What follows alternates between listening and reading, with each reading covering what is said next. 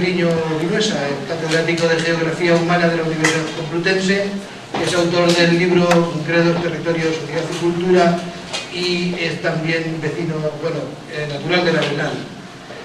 Un gran conocedor de toda la zona y, como enseguida comprobaréis, escucharle es una auténtica delicia. Así que creo que no debemos alargarlo más, os dejo con él.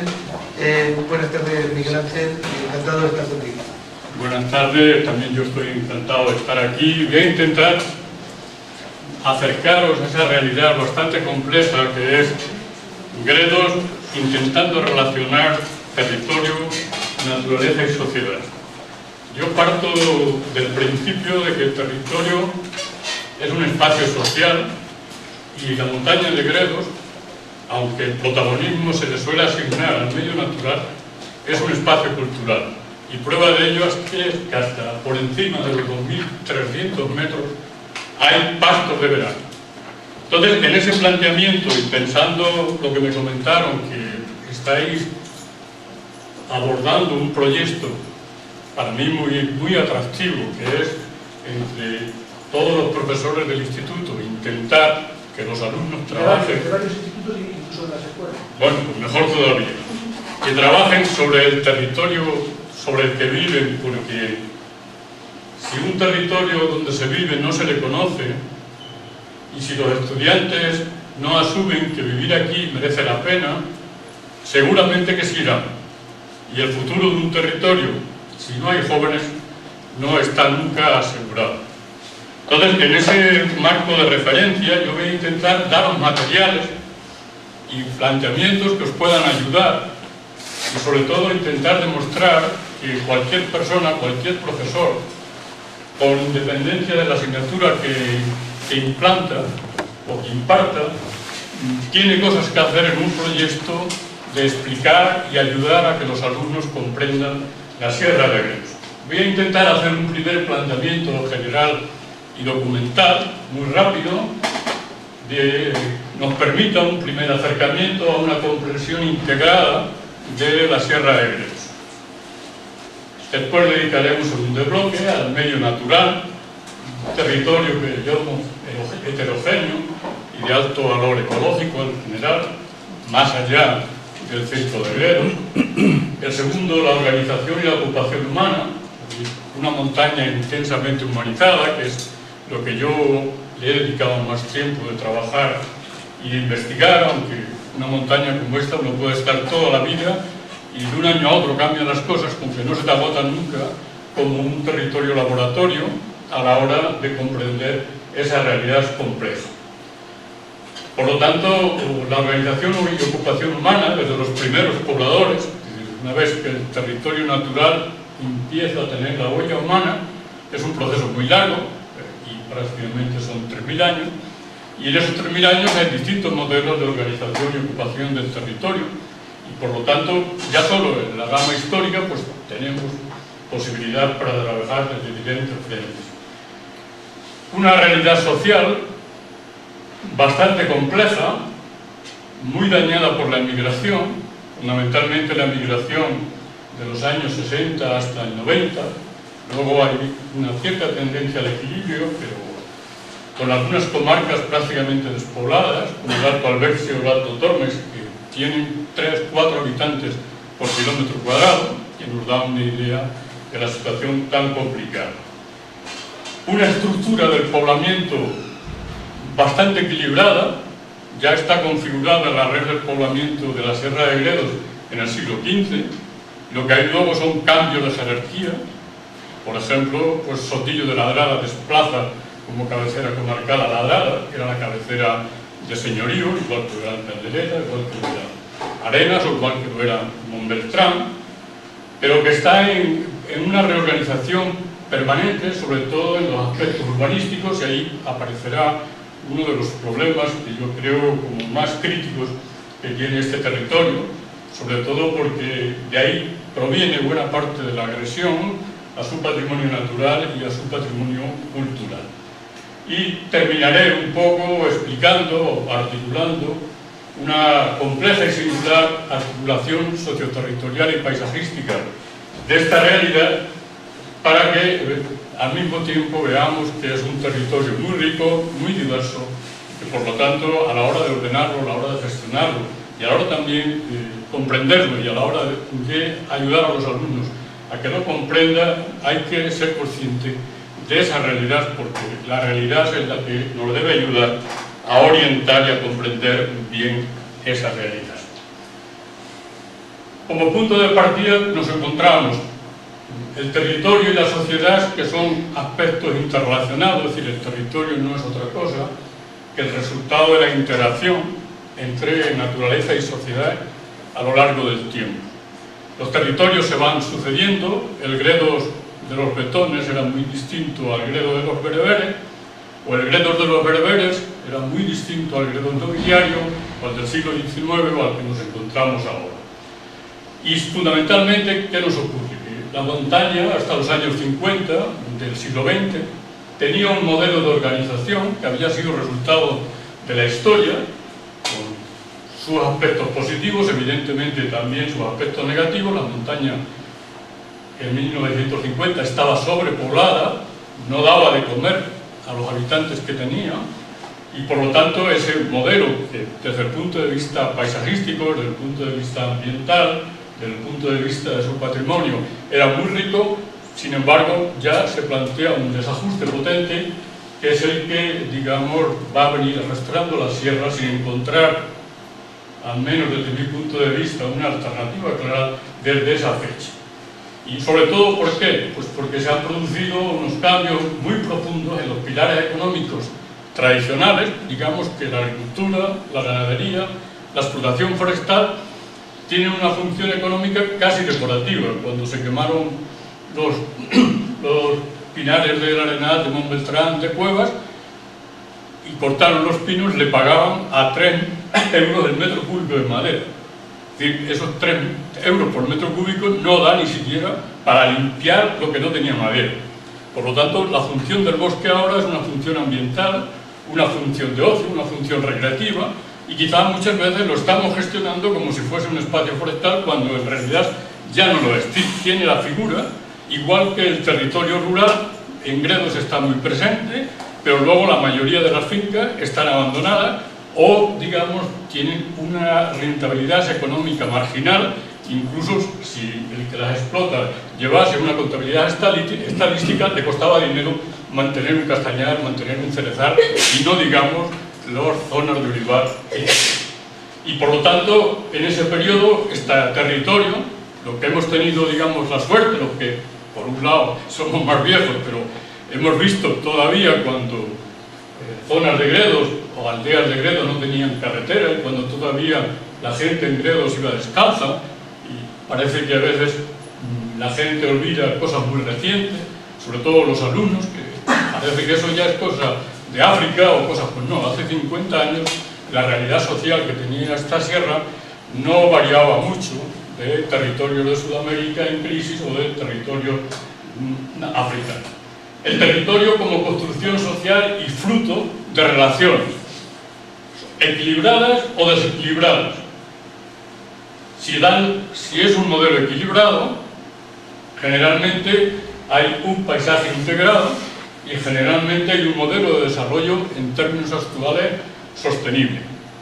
Si esa relación no es buena, como yo creo que ha pasado en los últimos 30 años, los últimos 40, el territorio refleja con bastante claridad y en su paisaje los errores que se cometen, los errores que cometemos a la hora de usar y controlar ese territorio. Y por lo tanto nos refleja dificultades para encontrar nuevos pilares. El turismo, la construcción. La construcción llegó a tener en algunos municipios, en la época del boom inmobiliario, hasta el 30% de la población activa. Y algunos pensaban que debía tener hasta el 60%. Claro, la economía constructiva, cuando encima no hay industria auxiliar de la construcción en la comarca, es una hipoteca para el futuro del territorio. Cuando llega una crisis, pues nos quedamos que la mayor parte de la gente está en paro. El turismo, evidentemente, otra actividad importante, pero tampoco le podemos pedir más. Nos da una parte de economía, actualmente en torno al 20 y el 25% de la economía productiva, pero si queremos que nos dé el 50, seguramente que no nos lo va a dar. Y podemos cometer el riesgo de lo que todavía son atractivos, pues al final perderlos, porque la demanda pide calidad, pide profesionalidad, etc. Y por lo tanto, yo tengo una cierta frustración desde el punto de vista, escriben el secretario, escriben el ayuntamiento, se recoge alguna imagen, nos da a conocer a las personas, a ver lo que era el territorio, como don Honorato Fernández, que era el alcalde en ese momento de Cuevas del Valle, o don Domingo González, que era el secretario del ayuntamiento, y al fondo es la imagen que tenía Cuevas del Valle en la época, si vemos del libro de la Andalucía de Ávila, de Abelardo Rivera. Por esa vía nos acercamos a unas realidades, como os comentaba el libro de Juan Andrés Feliú y Ángel Rituerto, nos permiten ver cómo ellos, desde el punto de vista de montañeros, cómo ven, cómo entienden, y a los que estamos investigando nos dan muchas pistas para entender cosas, o luego ya estudios más específicos para estudiar la flora y la vegetación del macizo oriental de Gredos, como el libro de Daniel Sánchez Lanza, o este otro, digamos, de los recursos naturales de la Sierra de Gredos, hecho por un colectivo de la Universidad de Ávila, que visto desde el norte nos da esa riqueza y escalonamiento del paisaje entre, digamos, las zonas del pie de monte, a margen derecha del Valle del Tormes, siguiendo la carretera que va a Piedrahíta, las zonas de media ladera, las cumbres y la organización de los valles, donde se puede apreciar bastante bien las pervivencias del paisaje, fundamentalmente de las huellas del glaciario. O, digamos, este trabajo que fue uno de los, yo creo que el primero que yo hice, hicimos un grupo de profesores de la Complutense dirigidos por Eduardo Martínez de Pisón, en que Dolores Brandes y yo hicimos los paisajes naturales de la provincia de Ávila en el año 75. Es casi las primeras cosas que en relación, bueno, había publicado antes mi tesina, que era sobre el Arenal, pero digamos, a nivel más general, ese es el primer estudio, ya las cartografías del parque regional, los mapas topográficos del excursionista, etc.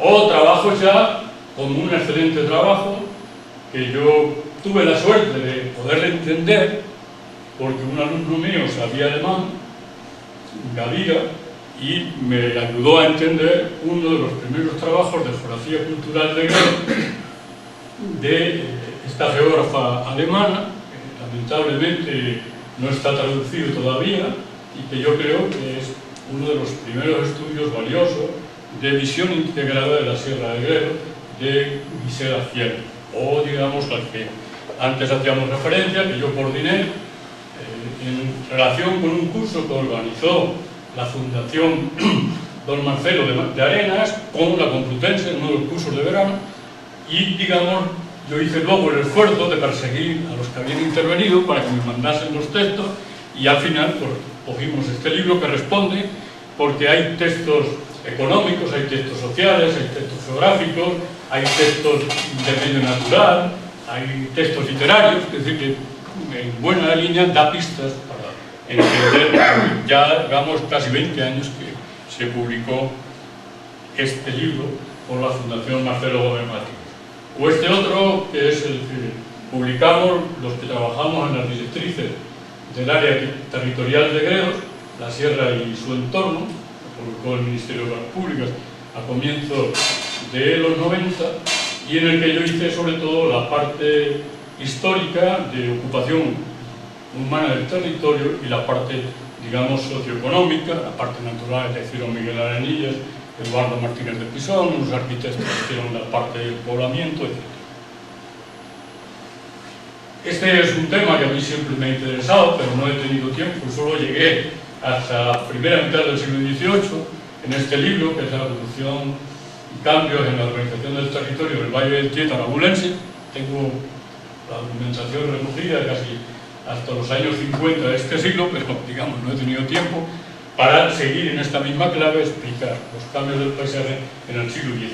Y ya Gredos en esa época pues aparece en las primeras rutas turísticas, la ruta 18, los caminos de España y una serie de rutas. Una de esas rutas es el Valle del Tieta. Esta es una imagen muy difuminada porque el papel es muy malo y la foto tampoco era muy buena, de Guisando en esa época de los años 30. O luego todo el esfuerzo que ha realizado la revista Traseria, el boletín de la Sociedad de Estudios del Valle del Tieta, un grupo de profesionales de naturaleza diversa, pues va recogiendo sus trabajos y luego nos piden colaboraciones a otras personas y se va publicando, ayudando a entender esa realidad, o la documentación que empieza a aparecer sobre costumbres tradicionales, etc. Ya, digamos, aspectos de documentación más estrictamente turística, como estas del Valle del Tieta, de la Junta de Castilla y León. Pero digamos, ¿qué es lo que he querido hacer con esta primera parte? Pues que hay que documentar, hay que leer, hay que entender, y tenemos todo un abanico de documentación. Es decir, no estamos en barbecho, sino que ha habido mucha gente que a lo largo de los siglos ha ido produciendo. Yo me he referido a algunos, pero hay muchísimos más. Digamos que nos permite, hay trabajos, digamos, de Cela, hay trabajos de Unamuno, trabajos de Baroja, etcétera, que nos permiten entender también cómo Baroja, por ejemplo, guía el Valle del Tieta en el viaje que hace desde Madrid a Collares del Hoyo. Y luego recoge en uno, digamos, de sus trabajos, La Dama Errante, recoge las impresiones, reinterpreta, digamos, la realidad del valle, pero te da bastantes claves, digamos, para intentar. Si pasamos a un medio natural, yo creo que es un territorio heterogéneo el que normalmente ha llamado más la atención históricamente, quizá por esa lectura simplificada del territorio, y es un rico patrimonio natural. Y además tiene la suerte de que las partes altas se conservan sin necesidad de parques. Es decir, que a veces simplemente manteniendo los usos históricos no haría falta más. Y cuando a veces los zonificadores meten la zarpa, lo complican, como ocurre en Gredos, que hay una parte que no dejan pastorear y otra que sí. La parte que se pastorea es mucho más rica en paisaje, en diversidad de especies, tanto vegetales como animales, que la parte en la que no dejan pastorear, que se lo come el piorro. Se come a todas las otras especies y, lógicamente, hay una menor riqueza de fauna. Un macizo montañoso pavimentado en grandes bloques deprimidos, digamos como es el del Tieta, el del Alberche, el Tormes, aunque en distinta topografía, y bosques levantados como el Alto Gredos, la Sierra de Barco, la Sierra del Valle, etc. Entre esas expresiones transversales, como os comentaba antes, del Alberche, el corte transversal del Alberche, sabéis que nace, digamos, al norte, digamos, del Valle del Tormes, y hace, digamos, dos cortes aprovechando fracturas, hace una red, va así, luego vuelve a bajar otra vez para abajo, para ir al Tajo. Es decir, que nace teóricamente en un territorio que está más al norte que el nacimiento del Tormes, pero sin embargo es afluente, el Tormes es afluente del Duero, y en cambio el Alberche, por razones geológicas y estructurales, es afluente del Tajo. Esas dos depresiones, como la otra histórica, que es la que va de Barco a Plasencia, que configura otra pieza clave del valle de la Sierra de Gredos. Y, digamos, otros dos ejes, el Alberche Tormes y el del Tieta, con ese contraste tan profundo de las cumbres de Almanzor 2592 y la fosa del Tieta entre 300 y 500 metros. Lógicamente, en altas cumbres y en las laderas altas, pues lógicamente todavía, donde la naturaleza es dominante, tenemos la huella de los fríos cuaternarios, en los restos de las morfologías glaciares, en los restos de las gargantas y las torrenteras, y mucho más restos todavía de morfologías periglaciares, que cuando se ven las trincheras de las carreteras se aprecian muy bien. Esos son espacios de derrubio que venían, digamos, de la parte alta de las montañas en unas condiciones climáticas mucho más fríos que las actuales. Esos contrastes de altitud y orientación nos dan lugar a una gran diversidad biogeográfica: pinares, roledales, alsiedas, encinares, alcornocales, incluso a una serie de especies que solo son autóctonas del área de Gredos. Por lo tanto, es un territorio con un alto potencial para, digamos, la ocupación humana. Y por eso, en principio, es un territorio en conflicto entre las ciudades, o entonces villas, de Ávila y Salamanca. y luego más tarde entre Ávila y Plasencia, hasta que se pone el límite en la Garganta Lardo y en la cumbre de Gredo, esa parte de la Vera y la parte del Valle del Jerto se queda en la provincia de Cáceres, la otra en la provincia de Ávila.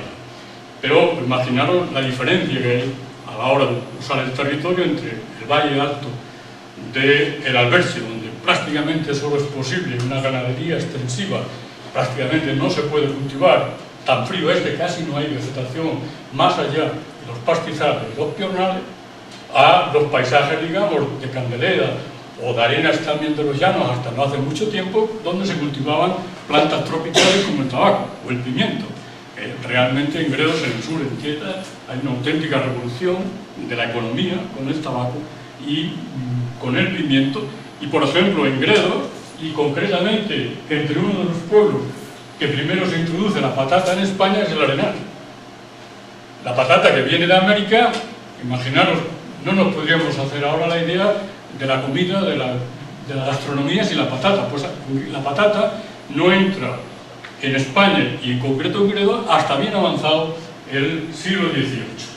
Por lo tanto, esa realidad es la que nos va ayudando a entender, comprender esta realidad compleja.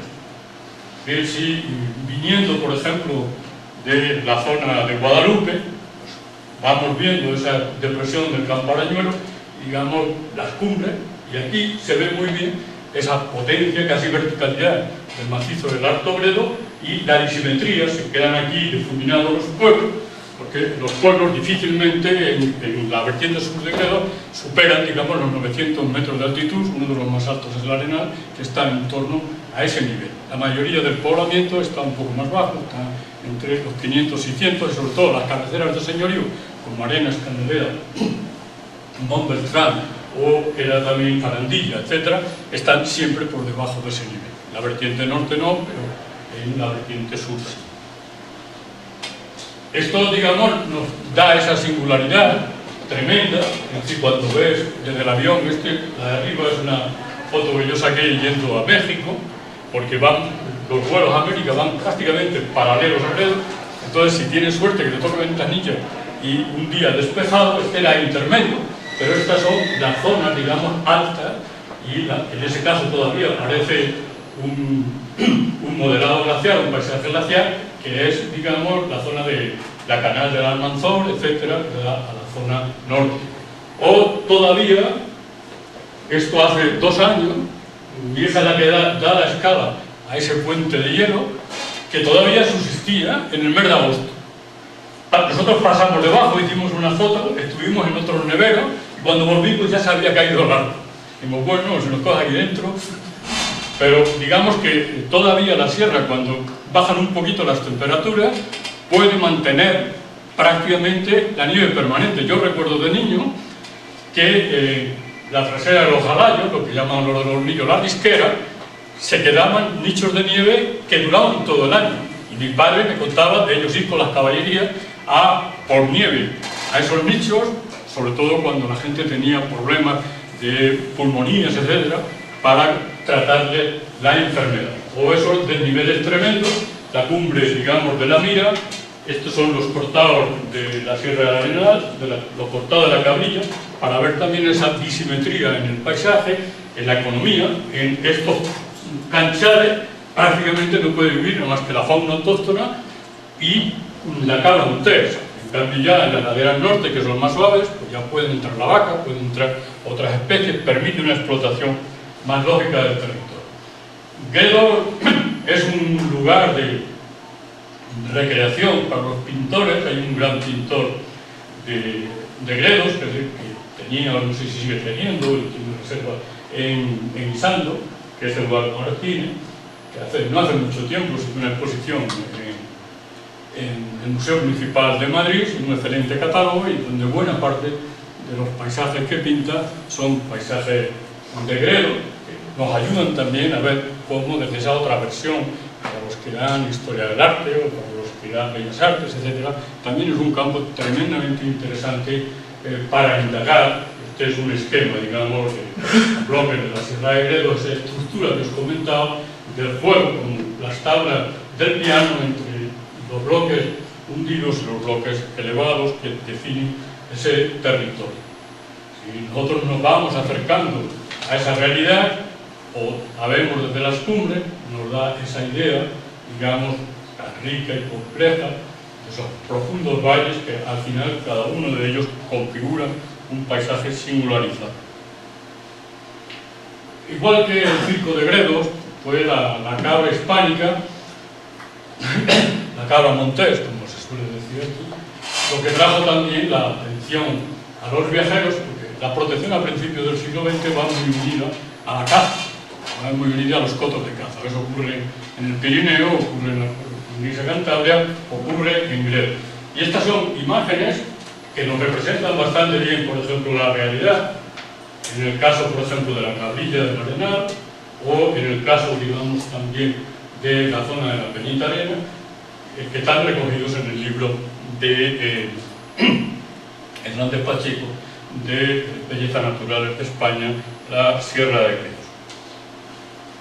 Si ya entramos en materiales más complejos, más técnicos, pues esta es la organización morfotectónica de la sierra, según un esquema cartográfico de Eduardo Martínez de Pisón, y donde están, digamos, los asteriscos, es donde todavía se puede reconocer con bastante claridad las huellas del glaciarismo cuaternario, más fuerte en la vertiente norte y más débil en la vertiente sur, pero también había bastante glaciarismo. Lo que ocurre es que la erosión posterior lo desmanteló y por eso están las grandes torrentes, por ejemplo, de Candelera, la garganta de Chilla, la garganta Largo, que depositan todos esos bloques que luego vemos en la carretera que va desde Candelera a la zona de la Vera, Alicante de la Vera, etc.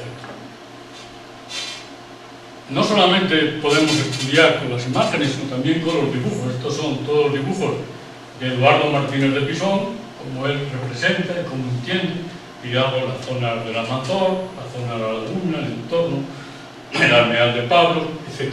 Digamos que podemos trabajar con fuentes muy diferentes y en función de la época, en función de la formación del autor, entendemos estas panorámicas del sur de Gredos, de los montañeros, y en este caso fundamentalmente de Prat, que es mitad geógrafo, mitad montañero, que representa, digamos, la vertiente sur de Gredos, primero con la topografía y después ya representando la zona de arena y, digamos, la parte más oriental del Valle del Quieta. En otros casos, pues ya tenemos trabajo muy específico de detalles de la topografía, de los pelados, el monte de las Tres Cruces, el puerto de la Cabrilla, el Risco de la Cabrilla, el puerto del Arenal, el puerto del Pico, el Risco. Ahí siempre hay los de Cueva hablan siempre del Risco de la Polilla, pero el nombre es la Peñita de Arenas, porque, digamos, era la peña que es de la que se dominaba el territorio medieval de Arenas. Y se ve la peñita, se ve desde aquí.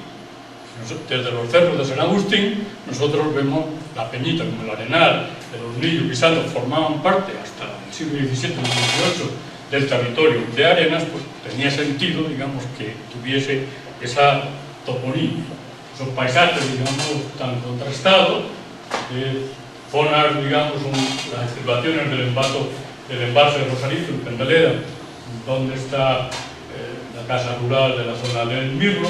Aquí se ve muy bien desde el sur cómo se ven los circos glaciares, todavía se pueden reconocer, sobre todo un día que esté claro, sobre todo cuando el piorno florece, entonces te da muchas pistas para reconocer, o los paisajes, digamos, forestales, de pinar silvestre, que prácticamente todo el Valle del Tormes hasta el siglo XV está lleno de pinar silvestre, mucho más que lo que hay ahora.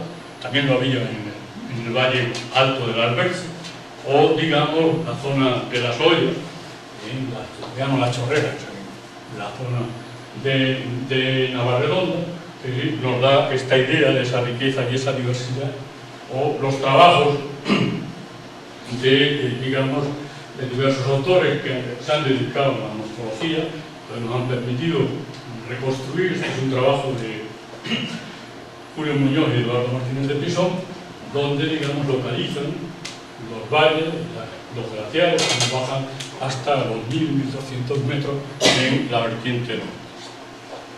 Bueno, una representación muy clara y muy gráfica del ojalayo, otro símbolo de los montañeros durante el siglo XIX. Vamos viendo las cartografías a través del potencial. Claro, a nosotros nos interesa conocer el potencial, pero sobre todo para explicarlo actual, porque esto es, vamos a decir, es una interpretación. El experto, en este caso Rivas Martínez, pues, siguiendo las clasificaciones clásicas, define los grandes pisos de vegetaciones desde, digamos, los encinares, los robledales carpetanos, los piornales, los pastizales, las olmedas, las frenedas, las alisedas, lo que en función de las características del relieve y el clima tiene este territorio, pero que luego va a estar profundamente transformado. Este ya es un mapa de unidades biogeográficas de este libro, de la Sierra de Gredos y su entorno, donde ya hay una reinterpretación, digamos, de esa realidad, ya en función de la situación actual, donde se diferencian con claridad, digamos, biogeográficamente los altos macizos, las montañas medias, las laderas, los fondos de valle, etc. Y recorriendo ese territorio, pues tenemos, digamos, huellas, como este que es un pino que ha desaparecido, porque se quemó en el incendio del Arenal, de los pinos salvares, que son pinos originarios de la época, digamos, fría, la zona de las gargantas y la riqueza de las aliseras, como en ese caso del Valle de Iruelas, la zona del Almanzor y hasta donde llega, digamos, el Piornal, o las zonas más o menos alteradas, el castañar natural, o transformado, pero no castañar como lo que hay por aquí para la explotación de la castaña. Este era para madera, que es el castañar del tiempo. Bueno, esa diversidad, aunque sea formación transformada o alterada, pues nos da esta riqueza. La ventaja o la riqueza clasicística que tiene Gredos es que tú puedes estar todo el año viendo y ves un Gredos distinto. No tiene nada que ver este Gredos con el Gredos, este es el de ahora. Prácticamente esta imagen, que es de las zonas de las Rosas y la zona de la Cancha Lisa, esa zona de los Orcos en el Arenal, pues casi se puede ver ahora. No igual, porque ya en algunas zonas avanzamos los pinares, pero digamos se ve más o menos ese mismo paisaje.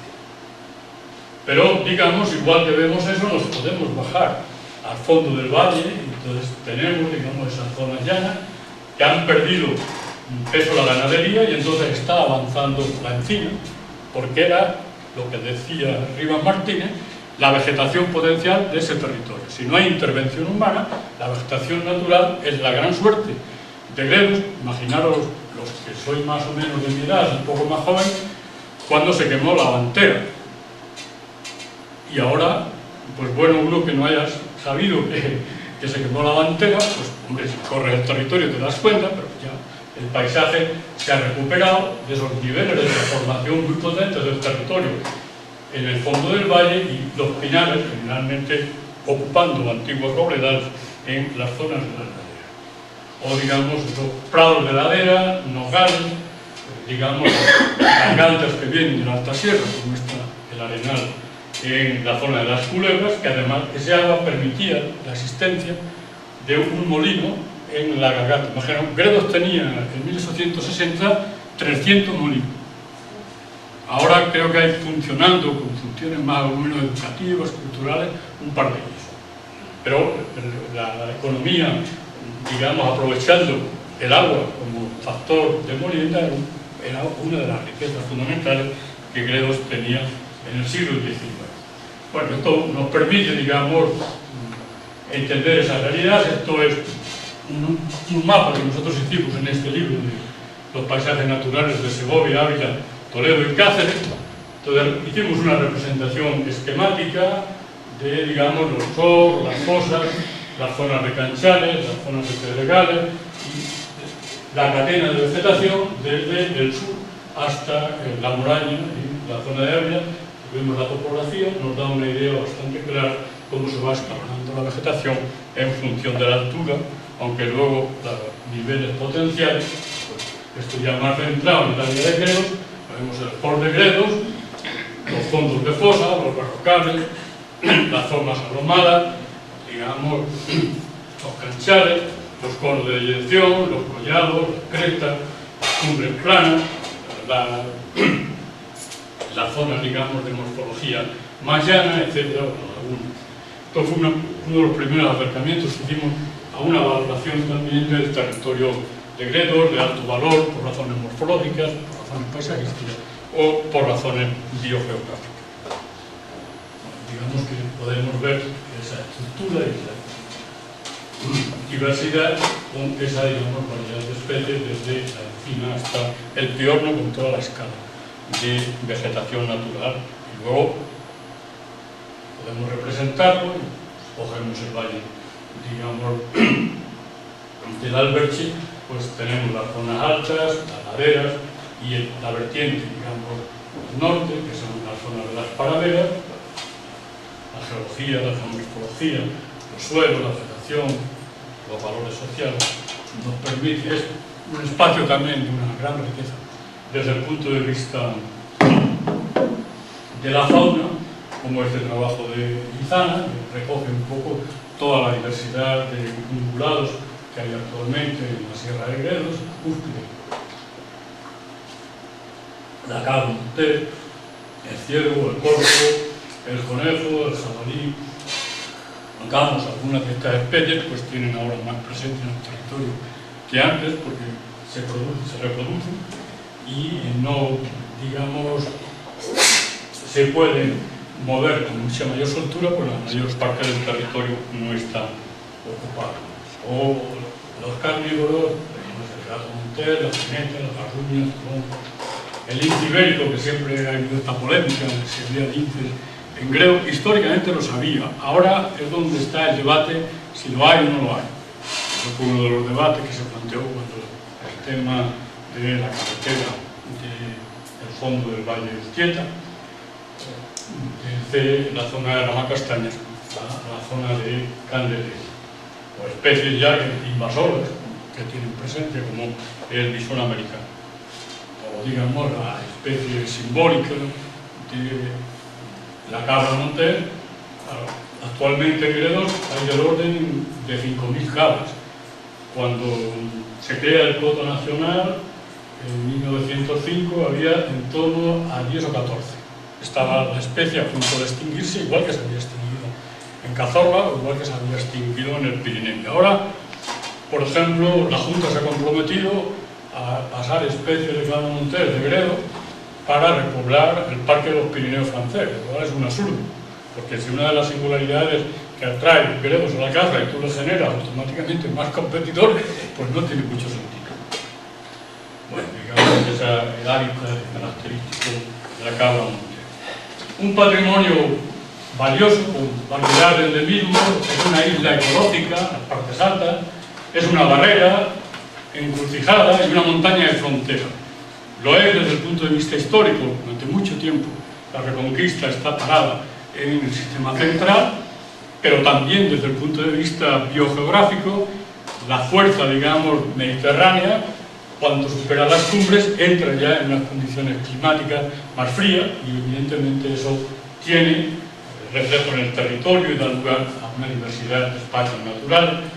Muy sintéticamente, porque no tendremos mucho tiempo, los altos macizos de la sierra, el Tobredo, la Sierra del Barro, el Torozo y el Cabezo, las montañas medias, Mijares, Sierra del Barro, Sierra del Tormal, las sierras del sur del Alto Bredo, las fosas y valles, Tormes, Navalle, Alberche y Tieta, los bloques medios y Tremosañor, Serranillos y Navalonguilla, Navalguezo, los Piedemontes Sur, Tieta, Navondilla, el Barranco, la Vera, etc. Es decir, un territorio de una tremenda diversidad y en cada uno de ellos permiten entender esas realidades.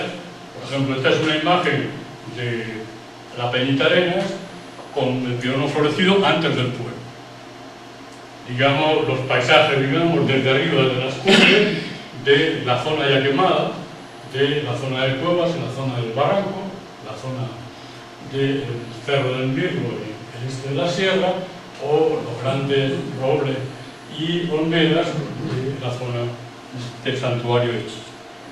Digamos que siempre se nos reproduce esta tremenda diversidad, digamos, de los altos macizos, que prácticamente por encima de esta línea roja no hay casi aprovechamiento, el aprovechamiento es extensivo y digamos que simplemente dejarlo como está y que evolucione desde el punto de vista natural no necesitaría más, es lo que en el parque consideran como zona de reserva, mientras que luego ya en la ladera y el fondo del valle la realidad es mucho más compleja y mucho más diversa.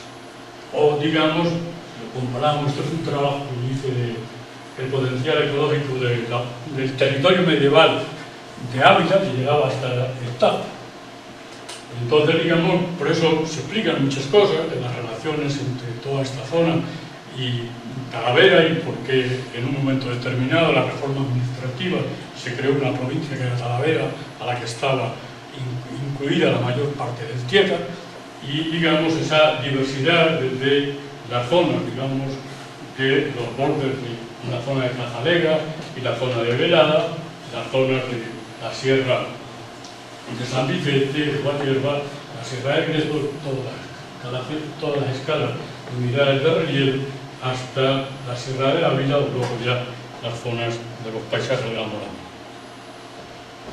La ocupación y organización humana, pero de todas maneras, si yo no sé cuánto tiempo tengo, hasta qué hora vamos a estar para yo ajustar un poco. Hasta las 7 como mucho. Vale, de todas maneras, si me queréis preguntar algo, me lo podéis preguntar. Así que es un poco para daros base, información que os ayude a construir ese proyecto, documentación y cómo se puede trabajar con él. La ocupación y organización humana es compleja. Los bretones es el primer pueblo, digamos, que organiza Gredos en función de una economía ganadera. Nuestros símbolos son los berracos que están en el extremo este y, digamos, el castro del Raso y otros varios castros que existen sobre el territorio. Digamos que es un pueblo que con una economía ganadera extensiva ya se asienta de manera más estable en la sierra y entra en conflicto con los primeros invasores, que son los romanos. Las huellas romanas son escasas. Incluso hace poco, aunque no han quitado el cartel o no lo han reaceptado, la famosa calzada romana del Puerto del Pico no es romana, es una calzada medieval. Y eso lo han demostrado recientemente los arqueólogos, porque la forma de construir las calzadas romanas no era esa. Eso no quiere decir que históricamente no hubiese un camino por el que transitasen los romanos, igual que transitaban por el Jerte o igual que transitaban por el Alberche. Pero digamos que para los romanos esto es un territorio de tránsito, no les importa demasiado, no tienen mucho interés. Las descripciones que hay es un espacio hostil donde solo subsiste alguna especie ganadera. No habla ninguna referencia ni siquiera a los pobladores. La España musulmana vuelve a ser un territorio de frontera, pero hay un pueblo que tiene mucha importancia en Gredos, que son los bereberes, que se quedan en una parte de este pueblo, en la zona de Gredos, y explica en buena medida los modelos de explotación ganadera que son muy parecidos en las altas cumbres a los que son del Rif en el norte de África. La conquista de Toledo por Alfonso VIII, Gredos se reparte entre los concejos de Ávila, Béjar y Plasencia. La repoblación es lenta, pero ya se ve en el libro La Montería que en el siglo XIV es un territorio donde todavía domina la naturaleza. Y todavía, digamos, cuando describe los montes de esta zona, es frecuente que aparezca la muletilla, zona de buen oso y jabalí. Digamos que el oso todavía en el siglo XV, en el siglo XVI, está presente. Por ahí hay un estudio que queda todavía una zarpa de un oso en una puerta de una iglesia que parece que es del siglo XVIII, lo cual indicaría que hasta el siglo XVIII habría osos en la Sierra de Gredos. A finales del XV, Arenas, Candelera, Monestrán, Ladrada, pero igual ocurre con Jarandilla, Villanueva de la Vera, ocurre, digamos, con la zona de Barco. Distinta es la zona del Valle del Alberche, porque no son señoríos, sino son territorios dependientes de los conventos y son territorios eclesiásticos y tienen otro modelo de organización, pero ya, digamos, hay villas que se sitúan en este territorio. Esta sería una imagen de Gredos cuando no hay nada. Es decir, ¿cómo la podemos reconstruir? Pues con la topografía. Levantamos la topografía, no ponemos nada más que la red hidrográfica y las curvas de nivel. Luego vamos viendo, en cada época histórica vamos metiendo cosas en el mapa y nos saldrán 20 mapas hasta llegar al año 2013. Y entonces eso nos ayuda a explicar esa realidad. No hace falta que tengamos cartografía, sino por cartografía que nosotros elaboramos podemos avanzar. Digamos, es decir, es la localización de los castros, es un trabajo de María Mariné.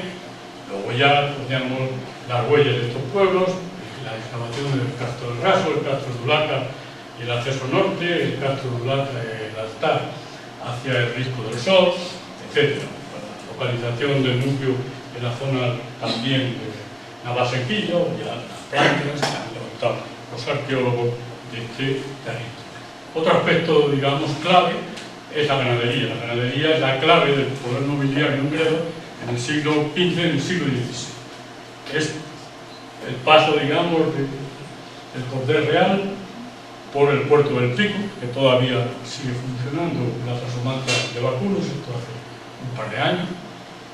El peso que tiene, digamos, la ganadería y los pueblos de media ladera es en la zona de la Herbijuela y las zonas altas de la Sierra de Piedrahíta, o las zonas de prados, las zonas de piñales de repoblación, las zonas de pasto en la zona alta del Valle de Toros. Bueno, estos nos van dejando los restos, las huellas, digamos, de la muralla del Castro, que es un espacio bastante significativo. No es tan grande como lo que está amurallado de Ávila, pero no le falta mucho. Es decir, lo que es el recinto amurallado del Castro de Candelera, aunque, digamos, solo se conserva una parte, pero donde está excavado se puede ver la potencia que tenía, digamos, esa muralla, los barracos.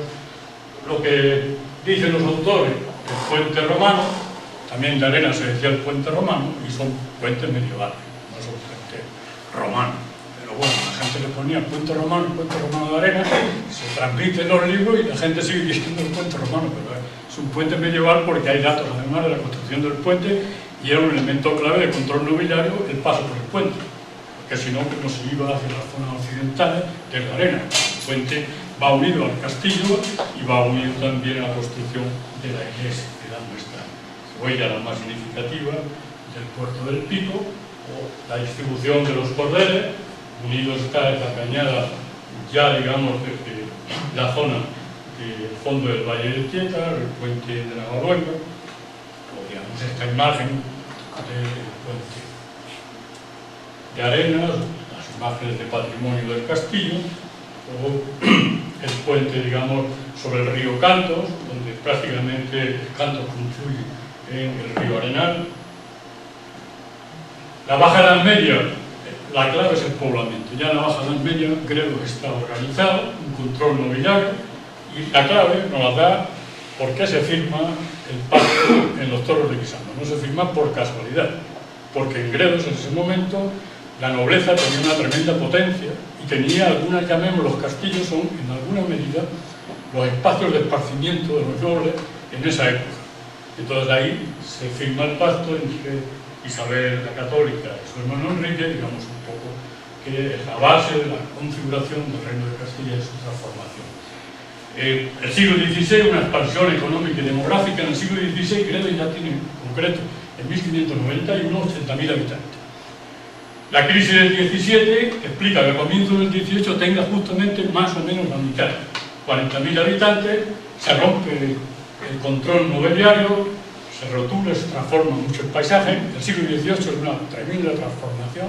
La mayor parte de los acantonamientos, la mayor parte de los frutales son del siglo XVIII, porque además en el siglo XVIII se detectan las primeras epidemias de la tinta en Jaraíz, y después se viene extendiendo a medida que la temperatura va subiendo hacia el Valle del Arenal, el Valle de Guisando, el Valle del Hornillo. Una estructura minifundista, también tiene un peso artesanal muy potente, y se empieza a recuperar demográficamente. En 1786 tiene 56.000 habitantes. Hay una etapa muy interesante, que yo en un texto que escribí para un libro que publicó esta asociación de Trasierra, y en el propio libro del Valle del Tietar, yo llamaba la revolución de las aldeas. Es decir, cómo el Hornillo, el Arenal, Pollales, por ir demasiado deprisa, fue el primero y le dejaron sin término. La Arenal le dejó sin término.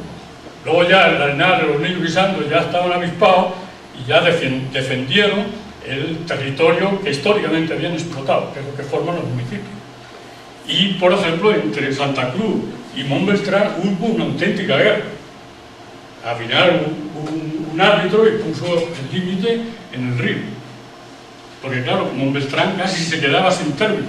Quería subir para arriba y claro, entonces los de Santa Cruz, que es donde tenemos nosotros el término. En el 19 hay los cambios estructurales, institucionales, con la constitución de las provincias, la expansión agrícola, el auge del cereal, el olivo, el pimiento, lo que os comentaba antes de los 300 molinos.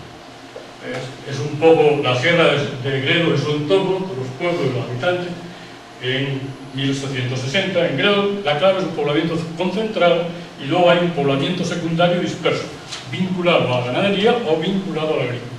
Pero la clave es el poblamiento concentrado y más concentrado en la vertiente sur, que por ejemplo veis todo el número de pequeñas aldeas que hay en la tierra del Bar.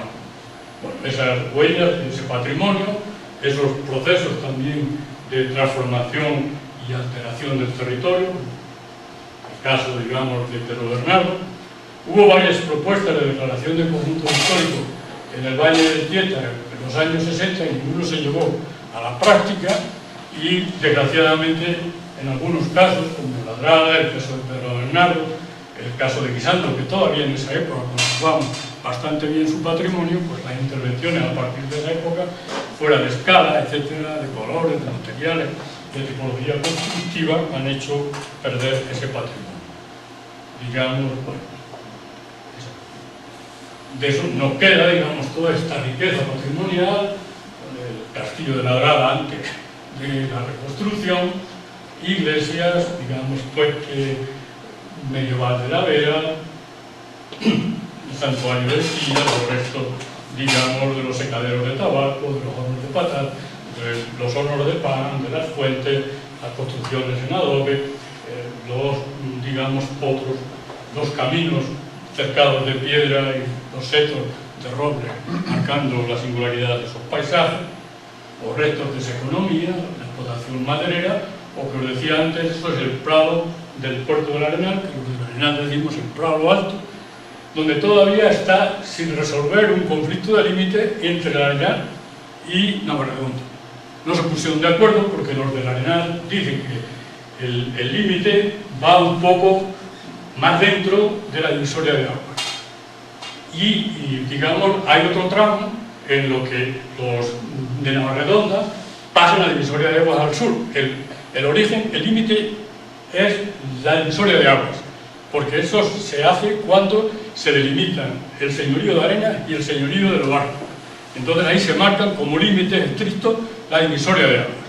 Pero claro, los usos ganaderos, este es el Prado Alto, es uno de los mejores pastizales de los ganaderos del Arenal, porque evidentemente la parte sur no es muy buena desde el punto de vista ganadero por las pendientes. Entonces ahí está el límite todavía sin resolver, no llegaron a un acuerdo y digamos están sin deslindar los términos municipales.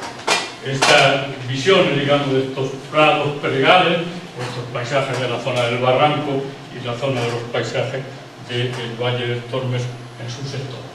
O, digamos, los asentamientos, digamos, de Medialera, los pinares, el contraste entre los paisajes, que es el Hornillo, los cerezos, los pinares. Vamos a decir, el espacio, el hito simbólico, la imagen hace 3 o 4 años del Parador de Gredo, imágenes de las redes viarias, cómo se va configurando, es decir, la red de caminos nos ayuda a entender esa realidad. Un incremento demográfico en el siglo XX, Gredos tiene en torno a 95.000 habitantes en 1900 y pasa a 128.700 en 1950, que es el techo histórico, el momento que más población ha tenido Gredos. Hay algunas innovaciones agrarias en la primera mitad del siglo, pero no mucho. La explotación de los recursos hídricos y madereros, cambios en las cabeceras, como decía antes, Araí desplaza Jarandilla, Sotillo desplaza Ladrado, y el fracaso, digamos, de lo que podía haber sido una forma distinta de acercarse del salario metropolitano al ferrocarril que se trazó en la época de la República y que se construyó en buena parte, el resto recorriendo el territorio hasta, digamos, Casavieja, o está construida y se puede ver la estación de San Martín de Valdeiglesia, que ahora es un centro cultural del ayuntamiento, pero era la estación del ferrocarril que enlazaba con el ferrocarril de Almoró que iba para Talavera, pero digamos después esa red de ferrocarriles regionales se quedó parada después de la guerra, ya nunca se volvió a retomar el tema, aunque es un tema que siempre aparece, etc.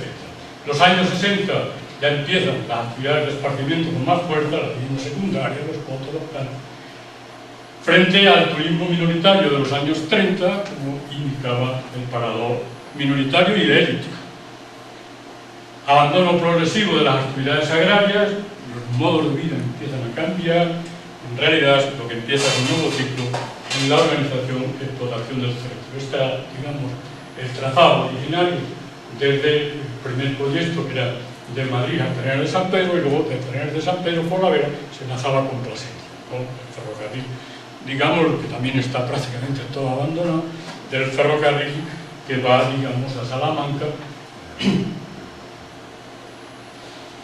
Bueno, pues el poblamiento en los momentos máximos, pues más grandes, Candelera, Arenas, Casavieja, Sotillo, con respecto, por ejemplo, a Ladrada, como se va viendo esos cambios, como se ve a la isla de la Vera con respecto a Jarandilla. En el norte el único núcleo que destaca es Barco, y luego ya una población más concentrada y con más población en el Barranco, en Tiempo, Navaloica, etc. Bueno, esos paisajes nos dan esa idea. El paisaje de cuando funcionaban las explotaciones de espárragos en Lanzadita, los abancalamientos nuevos para sembrar cerezo en el Valle del Jerte, los cultivos de tabaco en Candelera, los cultivos de pimiento, tabaco y pimiento y explotación ganadera, digamos, el paisaje del cultivo del tabaco, que al paso que vamos, pues también será un recuerdo, un paisaje que también tuvo una importancia importante. Estos territorios conservan, por eso digo, también son un territorio muy rico desde el punto de vista etnográfico, porque en el fondo cada pequeño valle de la sierra, que son más de 100 valles, era una comunidad social. Y aunque hay semejanzas entre los niños guisando el arenal, cada uno tiene sus peculiaridades. Unas se han mantenido, otras han desaparecido. Esto, por ejemplo, es la boda de mi hermano, digamos, en los años 80, en la Plaza del Arenal, digamos, uno de los días de la boda, donde todavía se vestían, sobre todo las mujeres, que han sido las que han conservado mucho mejor las tradiciones que los hombres, o, digamos, las representaciones tradicionales, en el caso de Piedralaves.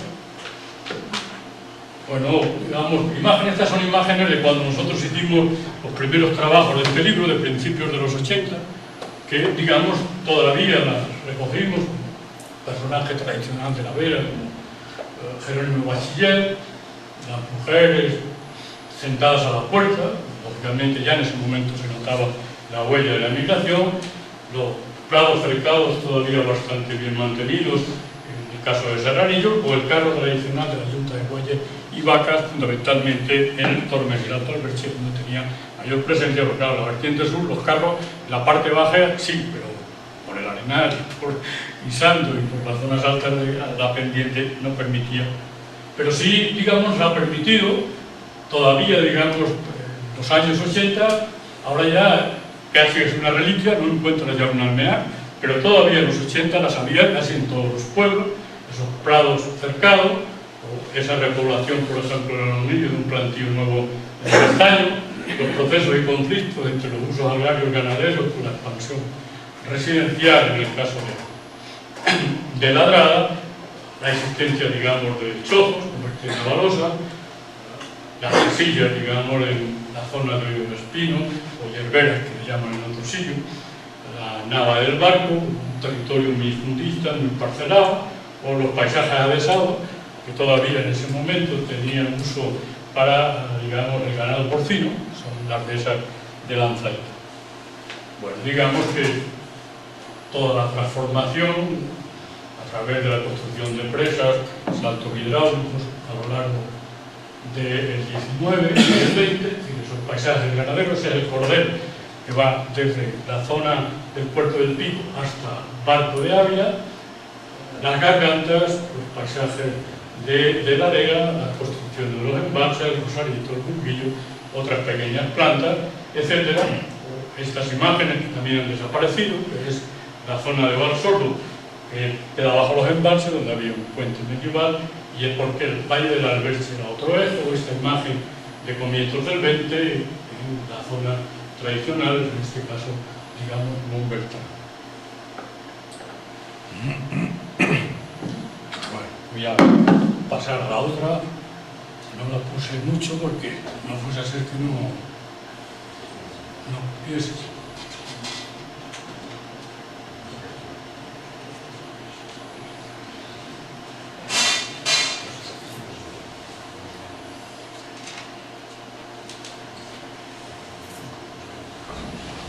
Bueno, como veis, se puede trabajar toda la vida y se puede trabajar desde puntos de vista muy diferentes, pero que son complementarios. Y eso es lo que nos permite desarrollar con atractivo y con variedad un proyecto sobre la Sierra de Gredos. No es fácil, porque evidentemente no es fácil, pero sí hay que empezar a trabajar en esa línea y seguramente que después, ya los que vengan después, y yo no sé, pero los institutos, yo firmé algunas excedencias de profesores, una de ellas de un excelente fotógrafo que estaba aquí en Alera y hizo una colección de fotografías del Valle del Pierre. O Teresa López Alieja, que también tuvo un año de excelencia y hizo un proyecto, de que yo tengo la copia, imagino que las diapositivas estarán en el instituto, del paisaje natural del Valle del Pierre.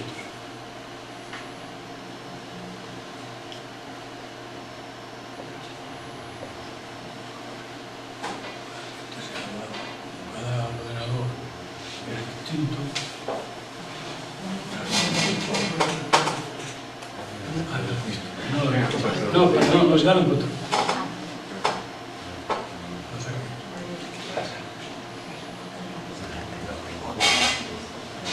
Vuestro trabajo. No, está bien. Está trabajo bien.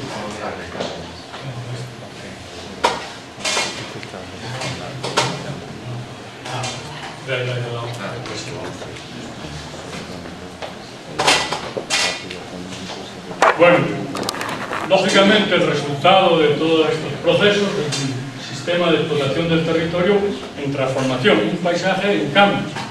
El paisaje no hay que verlo nunca como algo fósil. El territorio está siempre cambiando y eso no es bueno ni es malo. Lo que es difícil es que integremos lo que se va haciendo en las distintas épocas en ese territorio. Pero en cambio no pasa nada. Es decir, que una antigua explotación agraria en las laderas, digamos, de Pollanos, que ahora se transforma en una residencia que tiene una función principalmente turística recreativa, pero que mantiene una cierta explotación del campo tradicional, pues no pasa nada, siempre que cuando se rehabilita de una manera adecuada la antigua casa. Claro, si donde está la antigua casa construimos un edificio de 3 plantas, pues ya empezamos a tener conflictos, pero si no, no pasa nada, porque la función que tiene el territorio es distinta de cuando se construía a principios del 20. Las actividades agrarias siguen manteniendo peso en la economía y sobre todo son muy importantes para el territorio, para el medio ambiente y para el paisaje. Porque si no, no estarían, tendríamos nada más que los pueblos y todo el resto del territorio abandonado. Las estructuras agrarias no son muy propicias, hay 200.000 parcelas en Gredos, 30.000 explotaciones y solo, digamos, 300 superan las 100 hectáreas, una cabaña ganadera fluctuante en función, digamos, de las ayudas mayores o menores de la PAC, el ayuntamiento y el sector del forestal, una base fabril muy débil, pero hay como unos 1000 establecimientos, pero, digamos, de poca entidad, concentrados casi todos ellos en, digamos, las zonas de las cabeceras. Esa pervivencia de algunos ejemplares, árboles singulares, un castaño con unos amigos en el Orco, ese antiguo molino que está ahora, que tiene todavía la presa en la zona de Navarredonda, que está rehabilitado como bar, la visión y la transformación del puerto del Pico, los castañares, los nogalares, los pinares, los robledales, nos dan idea de esa riqueza tan compleja. La construcción ha significado una tremenda renovación del caserío tradicional, La vivienda secundaria, aunque importante, no se convierte en motor de la economía porque no tiene mucho efecto multiplicador más allá de la construcción en sí misma. Es el fuerte peso del empleo a la crisis actual. La mayor parte de los parados proceden del sector de la construcción. Las actividades terciarias, fundamentalmente el turismo. Hay 50.000 viviendas secundarias en Gredos y las viviendas principales no llegan a 30.000. Os da un poco una idea de la función que tiene este territorio. Y una oferta hotelera pues, con dificultades, hay de orden de 3.000 plazas, con conflictos territoriales. La administración y los servicios públicos son uno de los pilares fundamentales.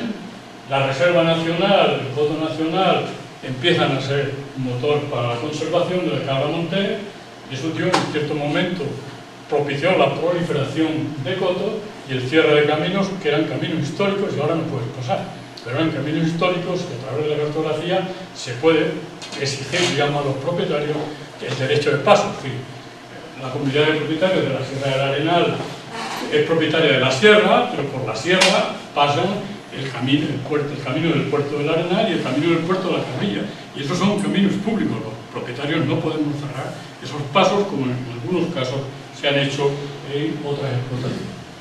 Con esta diversidad de usos del territorio, dentro de ese proyecto que hicimos de estrategia territorial de desarrollo sostenible, que nos refleja con dificultad a través de foto aérea la diversidad de usos, o el trabajo que hizo Luz Delgado, que está en este libro, sobre los paisajes del Valle del Tieta, permite entender esa diversidad de usos y por lo tanto también esta diversidad de paisajes.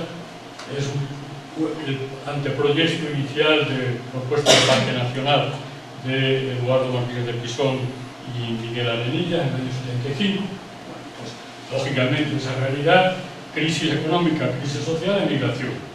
130.000 habitantes, el techo, dificultades agrarias, sobrepoblación y siempre contrastes comarcales. Dentro de todos los problemas, la comarca de la Vera, la comarca del Puerto y la comarca de Pietra han sido, digamos, las que mejor han aguantado los problemas, pero han aguantado mucho más difícil el verse, y sobre todo el Alto Torre. Por lo tanto, es un distrito fuerte en migración y, por ejemplo, ahora, Gredos hay algunas zonas, sobre todo la vertiente norte, que tienen ahora mucho menos población que en el siglo XVI, no que a principios del siglo XX, sino que en el siglo XVI. Una estructura envejecida, estructura socioprofesional, donde todavía las actividades agrarias tienen peso, el colectivo fabril, digamos, reducido, la construcción fluctuante, el reforzamiento de los que trabajan en el terciario, importantes niveles de desempleo y cierto excedente de población agraria. Muchas actividades agrarias se mantienen con la generación anterior a la mía y con los de mi generación que emigraron y han vuelto y conocen las formas tradicionales de explotar el territorio, pero los que vienen detrás ya hay muy pocos, se cuentan casi con las manos las explotaciones agrarias que están en manos de menores de 40 años en la Sierra de Gredos. Y eso, lógicamente, como se refleja, digamos, la caída, digamos, de la población del conjunto de la sierra hasta los años 80, y eso afecta, digamos, a todas las comarcas, a unas más que otras, pero en todas hay un territorio, digamos, una pirámide que se va envejeciendo. Otro aspecto clave que es muy interesante para conocer, para entender los problemas, que es la red del poblamiento de los pueblos, en origen de una estructura equilibrada, complementaria entre los pueblos estables y el hábitat disperso, fundamentalmente de uso ganadero y agrario, fundamentalmente la Vera, y las transformaciones. Ese proceso de ocupación y organización, prácticamente 2.500 años, culmina en el siglo XVI. En el siglo XVI ya están prácticamente todos los pueblos que ahora existen en Gredos. Hábitat concentrado, como os comentaba, esa diferencia, esa rica y diversificada arquitectura rural, labrada, cuevas, calderera, Villanueva, Cabezuela, Navarra, Barro, Bollo, Cepeda de la Mora, Erquijuela, nos permiten todavía entender ese hábitat. Años 60, renovación y con frecuencia descontrolada, no hay poblamiento, no hay planificación, y si la hay, después no hay control. Lógicamente, pues el resultado es un cierto caos urbanístico. Aún así, permite un rico patrimonio cultural, arquitectónico y paisajístico, esa reducción masiva de la vivienda secundaria, urbanizaciones, proliferación y propicia, lógicamente, el descontrol.